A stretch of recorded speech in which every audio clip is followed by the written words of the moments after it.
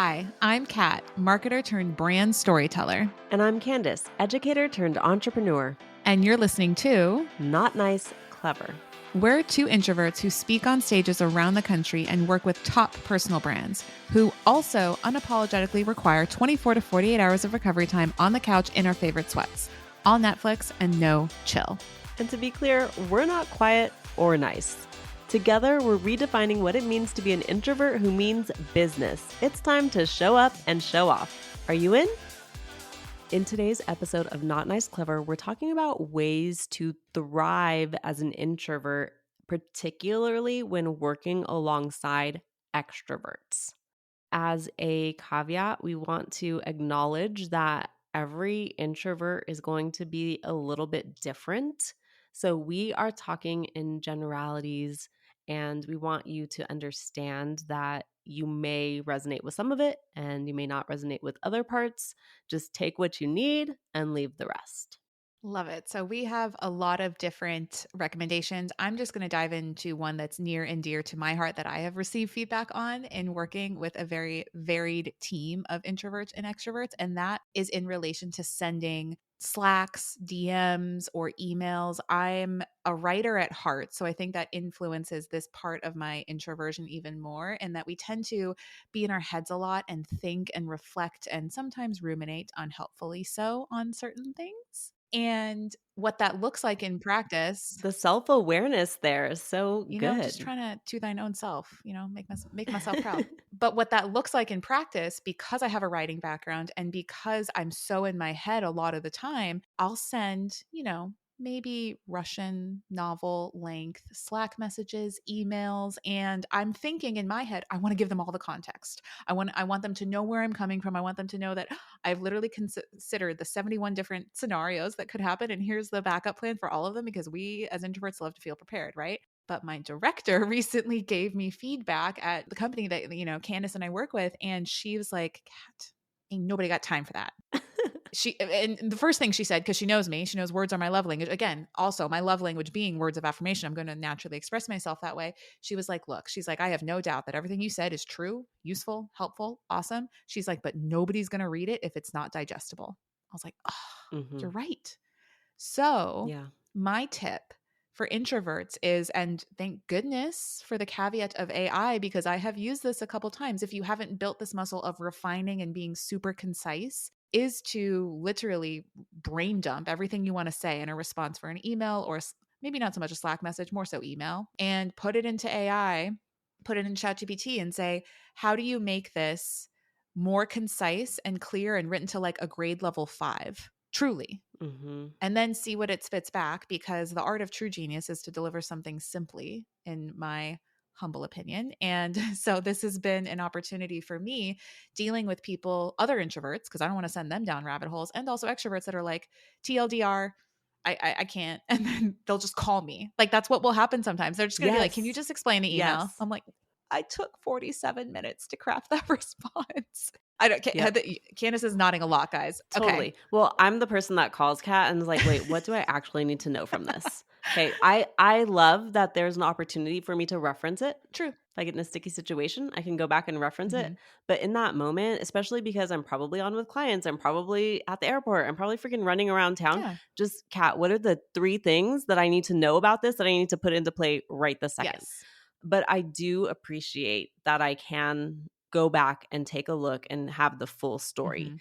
And for me, as a former educator, again, it's really important to think about the way people receive information. So some Mhm. small things that you can do is bold, highlight, bullet point, number I do things that. Yay. to allow people to, scan and get the important information, Mhm. because those things are going to make people feel like you are taking care to give them the exact pertinent information. Mhm. So I think that's really helpful. Another thing that I think is helpful is by allowing people to understand that you are available in multiple ways. So, hey, and I think you've done this too before, Kat. If you want to talk about this, if you want to hop on a Zoom, if you want to XYZ, we can do that, right? Or more of this is coming in our in-person meeting next week. So that way you understand that if I don't get it, if this is too overwhelming. Yeah. There's another way for me to communicate. Very helpful. Yeah, because one of the things that I've noticed, and I love balance and variety in my life, like Gemini at heart at the end of the day. And so, like, when I'm interacting with my friends who are more extroverted, like, if we want to think of it like a scale instead of like black and white, is that they just love like the variety. They love like the quick action. They don't overthink things, The which is action. right. Which is why I love having people like that in my life, because if I don't, I'll just sit in my corner and overthink until the cows come home. And then Hmm. nothing's going to change. So it's nice to have that like healthy tension, that exciting like tension of you guys are encouraging each other. Like I'm telling them to like, hey, slow down, maybe consider from this way. And they're like, just forget about it. Take action. Ready as a decision, like you say, Candice. And so I think it's healthy to have that, but just know that that's going to be a difference too. If you work with people that are extroverted and that are energized around people, realize that you just being there, they already feel more energy. So they're already going to be Hmm. more animated. And then by the same token, you are going to be giving them energy, right? Or feeling drained. So just having that awareness and that like patience and empathy for how they are and how you are, is it goes a long way in professional settings, especially because I mean, Candice, we spend so much time together. Do we spend more time together than we do with our significant others some I weeks? mean, we are always in meetings together. So probably or recording this podcast. True. One thing that comes to mind for people who are likely in spaces where they are making decisions for others is it's probably easier for you as an introvert to make decisions for someone else or someone else's business. Because as a coach, I'm always making decisions for other people's business or recommendations. And I'd be like, here's the 5 things you need to do like That's today. And I have true. no problem saying that. And I'm 100% confident that those things will be it. Mm-hmm. And then when it comes to my own business, I'm like, oof, I don't know. What can I do? And like, I overthink Mm-hmm. even though I have the knowledge, I have the skills, I have the expertise. If I'm just making my own decision for myself, I'm much slower to action Mm-hmm. than the recommendation that I have for other people. So that is normal. If you are a person who is consulting others, coaching in some way, or you're a salesperson and you're guiding people along to make the right decision for them, Mm-hmm. you might feel more action oriented when it comes to someone else and a little bit more in your head when it comes to your own. Yeah. And I'm glad that you brought up the meetings and like the differences in how you act, like just by yourself or like when you're around others. I think that's so fascinating with how we are. So, Mhm. one thing that has been helpful for me, because Candace, have Wi Fi will conquer. A lot of our Mhm. work is either remote for a long time or boom, in person, doing workshops, speaking, networking, Mhm. whatever it may be. There's really no in between with us.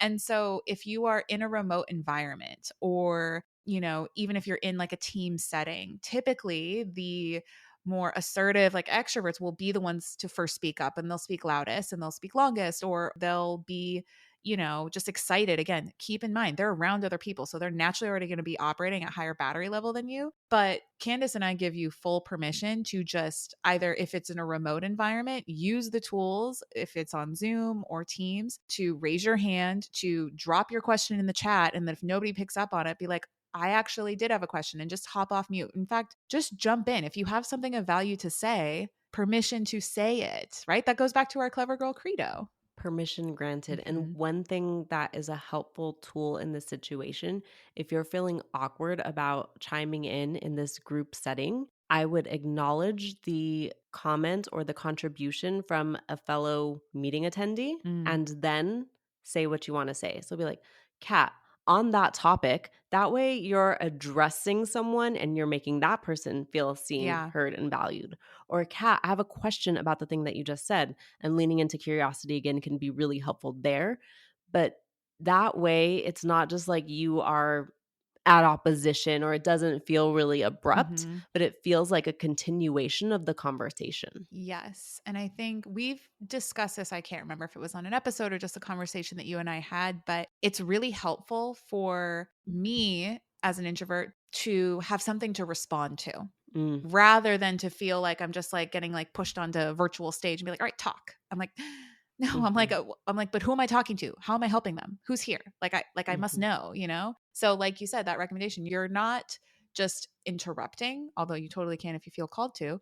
You're contributing and carrying on, and you're responding to something and adding your perspective, which is going to be unique in and of itself. And that's a contribution. That's a worthy contribution, period, regardless of how you are, you know? Totally.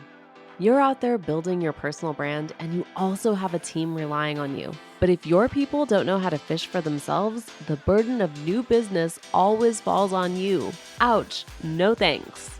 The opportunity we see: teach your team how to generate their own business. The result, more time and energy back in your day so you can scale sans burnout.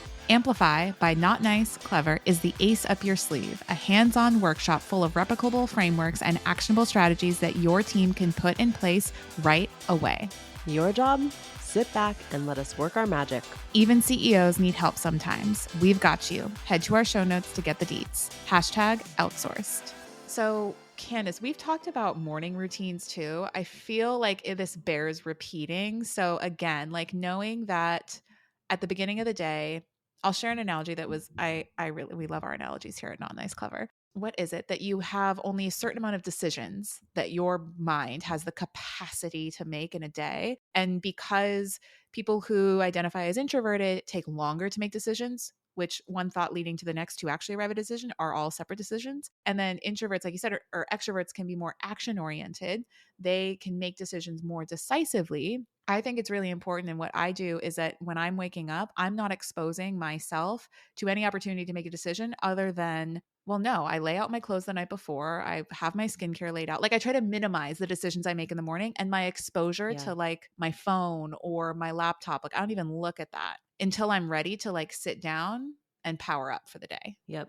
Decision fatigue is a real thing. And I'm sure the Clever crew is familiar with Mark Zuckerberg and Steve Jobs and how they pretty much have the same outfit because they are not trying to think about what to wear every single day. They're just taking one more decision off of their plate Mm-hmm. and gaining their mental energy back by not thinking about those things. Mm-hmm. So, if you want to be the person who avoids decision fatigue, having a strong morning routine can be a great way to set your day up for success. And one thing that I've noticed, and I'm not great at this yet, so full acknowledgement that I am still working on this, is when I wake up and I read and take my walk and have my coffee and get ready before I open my email, Mm. I am just a happier person. Even Dom has pointed it out to me. Like, if I wake up and I check my email, I'm just immediately irritated because there's 27 emails of people who need something from me, and I feel urgent to get it back To that just give. second. And you already feel like drained. You're already like batteries You already going yes, down. I already feel like I'm behind, Mm. and I don't wanna start my day feeling like I'm behind, No. right? That's not gonna set me up for success because I'm just in more of a frantic kinda energy, making sure I'm getting back to every single person Mm-hmm. and supporting them.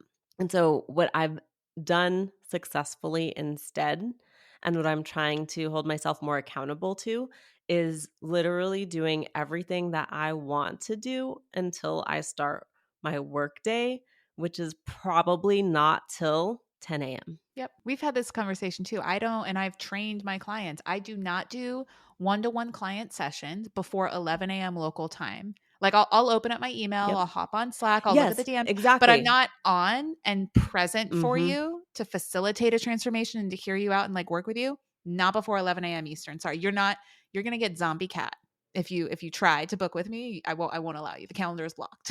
Yeah. It's blocked. And that might sound crazy to some of you. You might be like, that could never be me. Oh my gosh, my clients would fire me if they didn't get a response immediately. And if that's the case, I'd say I would check your value of the services that you provide. I would check your relationships because if someone is going to fire you for not immediately responding to their email or not at 8 a.m. sending your response to their email that they sent at midnight, like that's a problem. That means that you have not communicated your boundaries with that client. Mm-hmm. And my clients know this is what I tell people. I check my messages one time per day, and I do that Monday through Friday. You can message me all you want on the weekend, but you will not get a message back until Monday. Mm-hmm. And people know that, and it's fine. It's not the boundaries that are the problem. It's the communication. And I'm not even going to call it a problem. The Mm-hmm. communication is the opportunity. And again, keeping in mind, introverts speaking up, being firm, Mm-hmm. not tending toward being people pleasers. Like both Candice and I are recovering people pleasers. Like not that we'll ever fully be rid of it, but we nip it anytime it pops up. We're like, ooh, nope, sorry, not sorry. Nope. Like Not sorry. not sorry. And you know what's happened as a result? People value my time more. Yeah, They respect me you have a more. wait list. They I have a they wait beg to list, work with multiple you. wait Your lists. conversion rate is like 90%. You know what's so funny? This is really funny because I was on a consultation with a sales professional Okay, for your design studio or for like coaching? for a design studio. Okay. And then I was like, hey, this is our next available start date, which is probably about a month out. And he was like, yeah, okay, send me over the contract. And he was like, I'm in. I was about to send him over the contract. We were still on the Zoom. Yeah. And he was like, hey, can I ask you a business question? I said, sure. He said, the start date, is that real? Is it really No, a you're just a month fucking out? magician. Like, what? Is What it, kind of no, question is you know, that? like he wanted to know whether Oh, I if you were using actually that was booked out that far, to or if create I was using that as a sales tactic to Oh. create urgency. And I said, Ah. I'll tell everyone here, tell the Clever Crew, I tell you guys everything. I said, Mhm. well, it used to be a sales tactic, but Until you now it's real. manifested it into reality. But now it's real. Yeah. And honestly, it probably took less than a month for that to be the reality. Because when people felt like, okay, I need to get on this list and I need to make a decision, they did. Yeah. And now my calendar is actually booked out. So that's really, I thought it was a funny question and I wanted to Yeah. answer him honestly. And I did. And he said he was grateful for that. He was like, yep, That's I see good. it. He's like, cool. Nice. He's like respect. Yeah. Like respectfully. He's like, game recognized game. I've done that Yes. before. Hey, we all do what we got to do until we can get to do what we want to do. Oh, should we put that on merch? That That needs to be on a t-shirt. that needs to be on a t-shirt. Okay, here's the another like tip. And this literally happened when we were hosting office hours yesterday. So if you're in a meeting with a team, with the C-suite, with the leaders, the broker owners, even if it's just a one-on-one with somebody who you report to or somebody who reports to you, regardless, if you're having a conversation with somebody and they ask you a question and you don't know the answer immediately. I used to get really freaked out, like sweaty palms immediately. I don't want to be seen as like unintelligent or that I don't have the answers or you can't depend on me, like all of those stories, right? In my head. Mhm. So now what I love to do, and I even like kind of make it playful too, is when somebody asks me a question, I'll be like, well, that's an excellent question. I'm so glad that you asked it. And in order to get you the best answer, I'm going to come back with you by tomorrow, by end of day, by next Monday, knowing what my bandwidth is to actually research and properly respond to it. And I want to make sure I get you the most correct information possible. And if you say that, you acknowledge, great question, their ego, they love it. You're going to make them wait, right? Wait list strategy. You make them wait, but you tell them it so you can get the right answer. And then you tell them when to expect the follow up so that Yes. they're not just like, well, I asked Kat the question and she said she was going to get back to me, but I don't know when to follow up with her because she didn't tell me when she was going to follow up with me. And then all of that like cloudiness is Mhm. just not helpful. And you're building trust Yes, very true. because now they understand that you take their question so seriously that you're going to do what you need to do to get them the most accurate information. Hmm. And they value you for that instead of just telling them anything to keep them moving on. Yeah. Basically, the overall theme to thrive as an introvert professionally is to always find opportunities to be proactive and Hmm. to limit or even completely remove any opportunity where you are being reactive and not coming at it from the best place, right? Like if you roll over in bed and you open up your email and you're just reacting. You haven't even fully woken up yet. Like they even Hmm. recommend to get the most out of a cup of coffee to be awake for an hour first and to expose yourself to like natural sunlight. Yeah, fun fact. Because your brain needs to wake up before it can make the most of whatever nutrients you put in your body. Obviously, like drink water, saying that as much for myself as anybody Yeah. because I'm Reminders, drink terrible water. at that. Yeah, because coffee's a food group. But anytime you can be proactive versus reactive. And I know those words are muscle memory for Candice and I. So if you're kind of like, okay, but what are all the situations? What does that mean? How can I be different in these things? Like literally Google it, like ways to be proactive versus reactive in like 10 professional situations and just educate yourself and orient yourself. Like there's so much free information out there, but guide yourself through the like the mantra, like proactive over reactive, and you'll feel better. You'll be able to be protective of your energy. Other people will wonder how you are so energized being an introvert, and you'll be like, maybe it's Maybelline, but you know, that's the overall theme to like tie it all together. I don't know. What do you think, Candice? I think that's it. I think knowing that you have the ability to make people feel secure because you are proactive and because you will do the research and you will follow through, Mm-hmm. that's everything. That's trust building. And if you can make your colleagues, clients, whoever feel secure because your yes means yes and your no means no, and you are listening to them and responding to them, that's really it. And that's how you become a billionaire. Yep. I think. You're I don't know. We're welcome. working on it We are. It's coming. Yeah, we're in the millionaire status. We're going to be getting to billionaire shortly. 2030, 2035. Fuck Any it, day now. 2030. Yeah, any day now. All right, clever crew. This was a very quick and fast full episode for you, but we hope you found it helpful. If you have encountered a situation in your place of work, whether in person or remote, or with a team member or a client that you don't quite know how to tackle, and you're an introvert and you want our thoughts on it, feel free to slide it into our DMs. We might even make a mini episode about it. Who am I kidding? We will make a mini episode about it. DMs are open, no gatekeeping, and happy thriving. Thanks for joining us on Not Nice, Clever. Remember to follow our podcast wherever you listen to audio. And if you found today's episode valuable, please share it with your friends. No gatekeeping here. Remember, we love to see our clever crew grow. Signing off, you're not so nice, but oh so clever besties that mean business. See you soon.